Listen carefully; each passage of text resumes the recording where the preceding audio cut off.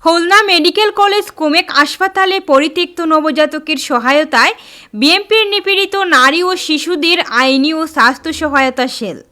Khulna medical college হাসপাতালে গত 23 November জন্ম নেওয়া এক নবজাতক শিশুকে তার কথিত বাবা মা পরিত্যাগ করে পালিয়ে যাওয়ার পর শিশুটির খোঁজ নিতে বিএনপির ভারপ্রাপ্ত চেয়ারম্যান তারেক রহমানের নির্দেশে হাসপাতালে যান বিএনপির নিপীড়িত নারী ও শিশুদের আইনি ও স্বাস্থ্য সহায়তা সেলের সদস্যরা শিশুটির চিকিৎসা ও তার সুরক্ষা নিশ্চিত করতে হাসপাতাল কর্তৃপক্ষের সঙ্গে আলোচনা করেন।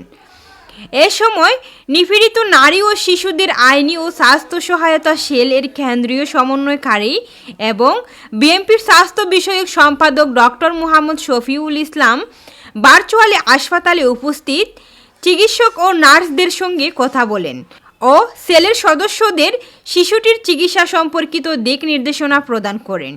তিনি হাসপাতালের পরিচালক ডক্টর মোহাম্মদ আইনুল ইসলাম, তত্ত্বাবধায়ক ডক্টর মোহাম্মদ আখতারুজ্জামান, সহকারী পরিচালক ডাক্তার আহসান আবিব সহ অন্যান্য চিকিৎসকদের সঙ্গে কথা বলে শিশুটির সামগ্রিক অবস্থার খোঁজ নেন।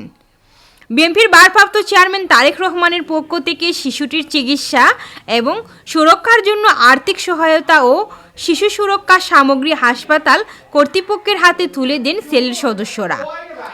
এ সময় উপস্থিত ছিলেন নিপীড়িত নারী ও শিশুদের আইনি ও স্বাস্থ্য সহায়তা সেল এর সদস্য doctor Akhtaruzzaman, doctor Abu Jafar Mohammad Saleh Palash, doctor Tajrul Islam, doctor Umaira Muslima Babli.